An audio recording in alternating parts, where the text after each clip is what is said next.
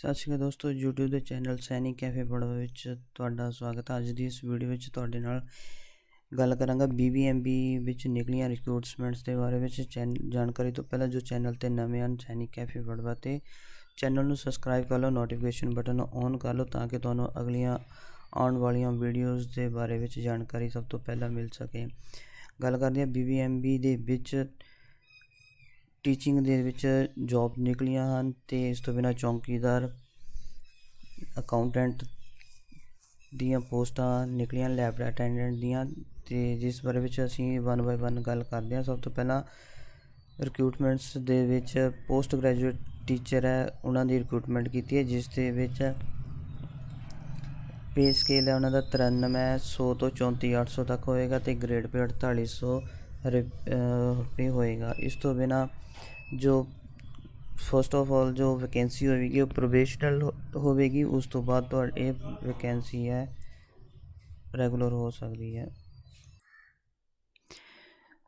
ਇਸ ਜੋਬ ਦੇ ਲਈ 2 ਸਾਲ ਦਾ ਪ੍ਰੋਬੇਸ਼ਨ ਟਾਈਮ ਹੈ ਤੇ ਨੰਬਰ ਆਫ ਪੋਸਟ ਇੰਗਲਿਸ਼ ਦੇ ਲਈ 1 ਅਤੇ ਮੈਥਮੈਟਿਕਸ ਦੇ ਲਈ 1 ਹੈ। ਜੋ ਐਸੈਂਸ਼ੀਅਲ ਐਜੂਕੇਸ਼ਨ ਹੈ ਇਸ ਦੇ ਲਈ ਮਾਸਟਰ ਡਿਗਰੀ ਮਿਨੀਮਮ 50% ਦੇ ਨਾਲ ਹੋਣੀ ਚਾਹੀਦੀ ਹੈ। ਇਸ ਤੋਂ ਬਿਨਾਂ ਜੋ ਬੈਚਲਰ ਡਿਗਰੀ ਹੈ ਉਹ ਕੰਸਰਨ ਸਬਜੈਕਟ ਦੇ ਵਿੱਚ ਹੋਣੀ ਚਾਹੀਦੀ ਹੈ ਤੇ ਕੰਬੀਨੇਸ਼ਨ ਸਬਜੈਕਟਸ ਦਾ PGT ਉਹਦਾ ਇੰਗਲਿਸ਼, PGT ਮੈਥ ਦੇ ਲਈ ਮੈਥਮੈਟਿਕਸ ਜਾਂ ਅਪਲਾਈਡ ਮੈਥਮੈਟਿਕਸ।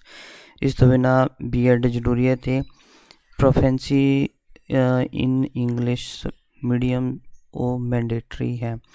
ਟੀਚਿੰਗ ਐਕਸਪੀਰੀਅੰਸ ਜੋ ਸਕੂਲ ਦੇ ਟੀਚਰ ਨੇ ਉਹਨਾਂ ਕੋਲ ਐਕਸਪੀਰੀਅੰਸ ਹੈ ਉਹਨਾਂ ਨੂੰ ਪ੍ਰੈਫਰੈਂਸ ਹੋਵੇਗੀ ਤੇ ਮੈਥਡ ਇਸ ਦਾ ਉਹ ਰਿਟਨ ਟੈਸਟ ਹੋਵੇਗਾ। Second number trained graduate teacher ਹੈ, ਉਸ ਦੇ ਵਿੱਚ TGT ਟੀਚਰ ਦੇ ਵਿੱਚ 9300 ਤੋਂ 34800 ਦਾ ਗ੍ਰੇਡ ਪੇ ਸੈਲਰੀ ਹੋਵੇਗੀ ਤੇ ਗ੍ਰੇਡ ਪੇ 4600 ਦਾ ਹੋਵੇਗਾ। ਸਭ ਤੋਂ ਪਹਿਲਾਂ ਇਹ ਜੋ ਵੈਕੈਂਸੀ ਹੈ ਉਹ ਪ੍ਰੋਬੇਸ਼ਨਲ ਟਾਈਮ ਹੋਵੇਗਾ ਉਸਦਾ 2 ਸਾਲ ਦਾ, ਉਸ ਤੋਂ ਬਾਅਦ ਉਹ ਰੈਗੂਲਰ ਹੋ ਜਾਏਗੀ ਤੇ ਨੰਬਰ ਆਫ ਪੋਸਟ ਇੰਗਲਿਸ਼ ਦੇ ਵਿੱਚ 1, SS ਦੇ ਵਿੱਚ 1 ਤੇ ਪੰਜਾਬੀ ਦੇ ਵਿੱਚ 1 ਵੈਕੈਂਸੀ ਹੈ। ਟੋਟਲ 3 ਵੈਕੈਂਸੀਆਂ ਨੇ ਇਸ ਦੇ ਵਿੱਚ ਤੇ ਐਜੂਕੇਸ਼ਨ ਦੇ ਵਿੱਚ ਬੈਚਲਰ ਡਿਗਰੀ ਮਿਨੀਮਮ 50% ਦੇ ਨਾਲ ਹੋਣੀ ਚਾਹੀਦੀ ਹੈ। TGT ਪੰਜਾਬੀ ਦੇ ਲਈ ਪੰਜਾਬੀ ਸਬਜੈਕਟ 3 ਸਾਲਾਂ ਦੇ ਵਿੱਚ ਹੋਣਾ ਜ਼ਰੂਰੀ ਹੈ ਤੇ ਇਸ ਤੋਂ ਬਿਨਾਂ ਇੰਗਲਿਸ਼ ਤੇ ਸੇਮ ਇਸੇ ਤਰ੍ਹਾਂ ਤਿੰਨੇ ਸਬਜੈਕਟ ਦੇ ਵਿੱਚ ਤੇ ਐਜੂਕੇਸ਼ਨ ਪੂਰੀ ਹੋਣੀ ਚਾਹੀਦੀ ਹੈ। ਗ੍ਰੈਜੂਏਸ਼ਨ ਤੋਂ ਬਿਨਾਂ B.Ed ਹੋਣੀ ਜ਼ਰੂਰੀ ਹੈ ਤੇ ਟੈਟ ਪਾਸ ਹੋਣਾ ਜ਼ਰੂਰੀ ਹੈ ਤੇ ਜੋ ਸਕੂਲ ਕੈਂਡੀਡੇਟ ਨੇ ਕੁਆਲੀਫਾਈ ਕਰ ਰਹੇ ਨੇ ਉਹਨਾਂ ਨੂੰ ਪ੍ਰੈਫਰੈਂਸ ਦਿੱਤੀ ਜਾਵੇਗੀ ਤੇ ਕੰਪਿਊਟਰ ਨੌਲੇਜ ਜ਼ਰੂਰੀ ਹੈ ਤੇ ਉਸ ਤੋਂ ਮੋਡ B ਰਿਟਨ ਟੈਸਟ ਹੀ ਹੋਵੇਗਾ।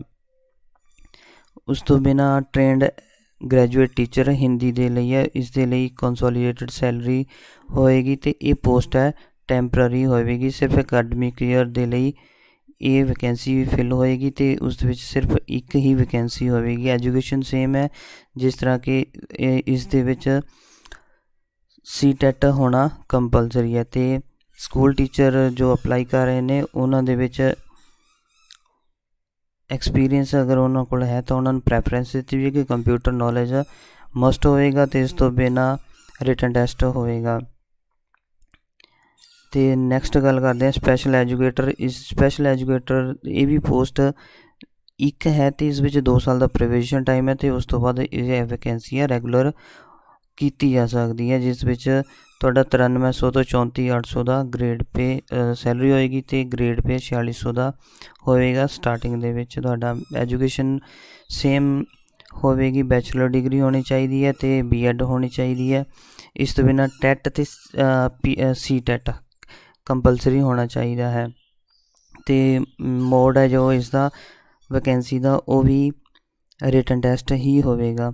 ਇਸ ਤੋਂ ਬਿਨਾਂ ਕਾਉਂਸਲਰ ਤੇ ਵੈਲਫੇਅਰ ਟੀਚਰ ਦੀ ਜੋ ਜੋਬ ਹੈ ਪੇ ਸਕੇਲ ਸੇਮ ਹੋਵੇਗਾ ਤੇ ਜੋ ਨੰਬਰ ਆਫ ਪੋਸਟ ਹੈ ਉਹ ਸਿਰਫ 1 ਹੀ ਹੈ ਤੇ 2 ਸਾਲ ਦਾ ਪ੍ਰੋਬੇਸ਼ਨ ਟਾਈਮ ਹੈ ਤੇ ਉਸ ਪ੍ਰੋਬੇਸ਼ਨ ਟਾਈਮ ਤੋਂ ਬਾਅਦ ਵੈਕੈਂਸੀ ਜੋ ਤੁਹਾਡੀ ਹੈ ਉਹ ਰੈਗੂਲਰ ਹੋ ਜਾਵੇਗੀ। ਐਜੂਕੇਸ਼ਨ ਇਸ ਦੇ ਵਿੱਚ special education guide and counselling ਦਾ ਇੱਕ ਡਿਪਲੋਮਾ ਹੋਣਾ ਜ਼ਰੂਰੀ ਹੈ ਅਤੇ ਇਸ ਦਾ ਮੋਡ ਵੀ ਰਿਟਨ ਟੈਸਟ ਹੀ ਹੋਵੇਗਾ। ਨੈਕਸਟ ਗੱਲ ਕਰਦੇ ਹਾਂ ਪ੍ਰਾਇਮਰੀ ਟੀਚਰ ਬਾਰੇ। ਪ੍ਰਾਇਮਰੀ ਟੀਚਰ ਦੇ ਵਿੱਚ 4 ਸਾਇੰਸ ਅਤੇ 2 ਮੈਥ ਦੀਆਂ PRT ਟੀਚਰ ਦੀ ਰਿਕਰੂਟਮੈਂਟ ਨੇ ਅਤੇ ਇਸ ਦਾ ਵੀ ਪ੍ਰੋਬੇਸ਼ਨ ਟਾਈਮ 2 ਸਾਲ ਹੈ ਅਤੇ ਉਸ ਤੋਂ ਬਾਅਦ ਇਹ ਜੋ ਵੈਕੈਂਸੀ ਹੈ ਉਹ ਰੈਗੂਲਰ ਹੋ ਜਾਵੇਗੀ। ਐਜੂਕੇਸ਼ਨ ਟੈਟ ਜ਼ਰੂਰੀ ਹੋਣਾ ਚਾਹੀਦਾ ਹੈ ਅਤੇ ਇਸ ਤੋਂ ਬਿਨਾਂ ਟੀਚਿੰਗ ਐਕਸਪੀਰੀਅੰਸ ਜੋ ਹੈ ਉਹ ਜ਼ਰੂਰੀ ਹੈ ਅਤੇ ਇਸ ਦਾ ਮੈਥਡ ਹੈ ਜੋ ਉਹ ਵੀ ਰਿਟਨ ਟੈਸਟ ਹੈ। ਇਸ ਤੋਂ ਬਿਨਾਂ PT ਪੰਜਾਬੀ ਟੀਚਰ ਦੀ ਰਿਕਰੂਟਮੈਂਟ ਹੈ ਅਤੇ ਇਹ ਰਿਕਰੂਟਮੈਂਟ ਸਿਰਫ ਪਾਰਟ ਟਾਈਮ ਹੈ ਜੋ ਕਿ ਟੈਂਪਰਰੀ ਹੋਵੇਗੀ। ਇੱਕ ਹੀ ਪੋਸਟ ਹੋਵੇਗੀ ਅਤੇ ਅਕੈਡਮਿਕ ਈਅਰ 2022-23 ਦੇ ਲਈ ਇਹ ਜੋਬ ਹੋਵੇਗੀ ਅਤੇ ਇਸ ਦੇ ਵਿੱਚ ਕੰਸੋਲੀਡੇਟਡ ਪੇ ਇੱਕ ਫਿਕਸ ਪੇ ਦਿੱਤੀ ਜਾਏਗੀ ਅਤੇ ਐਜੂਕੇਸ਼ਨ ਸੇਮ ਹੈ। ਇਸ ਦੇ ਵਿੱਚ B.Ed ਕੰਪਲਸਰੀ ਹੈ ਅਤੇ C.TET ਕੰਪਲਸਰੀ ਹੈ ਅਤੇ ਇਸ ਦਾ ਜੋ ਮੋਡ ਆਫ ਰਿਕਰੂਟਮੈਂਟ ਹੈ ਉਹ ਸਿਰਫ ਇੰਟਰਵਿਊ ਹੈ। ਇਸ ਤੋਂ ਬਿਨਾਂ ਅਕਾਊਂਟ ਕਲਰਕ ਦੀ ਜੋ ਪੋਸਟ ਹੈ ਉਹ ਇੱਕ ਹੀ ਪੋਸਟ ਹੈ ਅਤੇ 2 ਸਾਲ ਦਾ ਉਸਦਾ ਪ੍ਰੋਬੇਸ਼ਨ ਟਾਈਮ ਹੋਵੇਗਾ।